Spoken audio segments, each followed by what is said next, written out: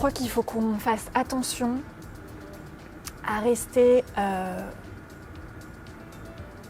collectif, à ne pas vouloir mettre en avant telle ou telle institution ou telle idéologie, pour rester dans une démarche qui soit vraiment portée par des valeurs éthiques, humanistes, mais aussi qui se cherchent. Je crois qu'il y a quand même cette dimension de on est en train de chercher ensemble à accompagner l'évolution de l'oncologie et du coup ne pas être dans une posture dogmatique.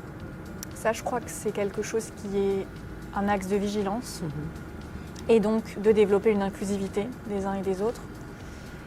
Et enfin, peut-être que le challenge aussi va être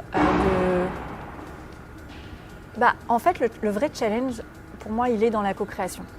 Voilà. Comment on va arriver ensemble à vraiment co-créer une dynamique qui, déjà grâce à ce premier congrès, clairement est activée, mais à pérenniser cette dynamique du collectif. Or, je crois que le vrai sujet reste le sujet de comment nous avons collectivement, en relation avec les défis de notre époque, envie de contribuer à l'évolution de la médecine avec un grand M. Et donc, il faut être très vigilant sur, ok, bien-être, mais qu'est-ce que ça veut dire ? Où est-ce que ça se positionne dans le parcours de soins ?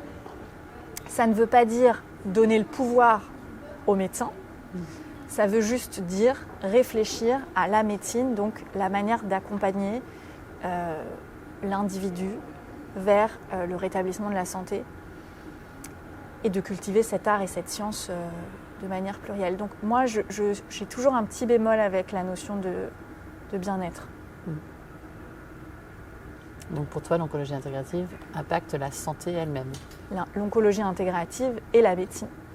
Je crois qu'aujourd'hui, si je pousse un peu, on parle d'oncologie intégrative aujourd'hui parce qu'on a besoin de se positionner en disant et en explicitant une définition. Mais il est possible que dans 20 ans, on parle de médecine et on reparle d'oncologie tout simplement, une fois que le process est intégré. Super. Voilà.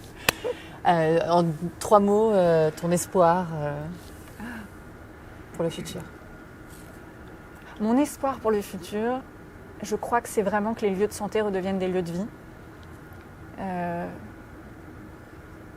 Que les professionnels de santé puissent retrouver de la douceur et du coup du sens au métier.